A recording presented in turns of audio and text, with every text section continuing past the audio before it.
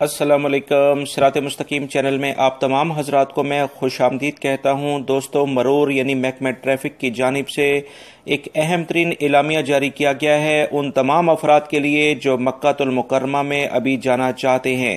اس سلسلے میں انہوں نے ایک اعلامیہ جاری کر کے بتایا ہے کہ وہ تمام افراد جو کہ عمرے کی نیت سے یا کسی بھی اور کام کے سلسلے میں مکہ المکرمہ میں جانا چاہتے ہیں، ان پر 23 رمضان سے 27 رمضان تک ان کی گاڑیوں کو مکہ المکرمہ کی حدود میں اندر لے کے جانے کے لیے پابندی لگا دی گئی ہے۔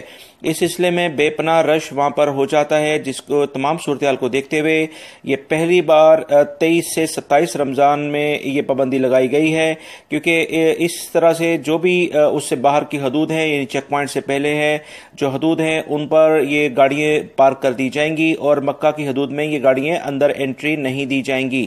اس سلسلے میں حج کے دنوں میں بھی آپ دیکھتے ہیں کہ تقریباً 10 دن تک اس طرح کی صورتحال ہوتی ہے۔ ابھی رمضان میں بہت زیادہ عمرہ زائرین اور غیر ملکی افراد ان 4 سے 5 دنوں میں مکہ المکرمہ میں جاتے ہیں۔ اس تمام صورتحال کو دیکھتے ہوئے ٹریفک کا نظام اور وہاں کا نظام زندگی کو بہتر طریقے سے چلانے کے لیے یہ محکمہ ٹریفک نے ایک اہم اعلامیہ جاری کر دیا ہے۔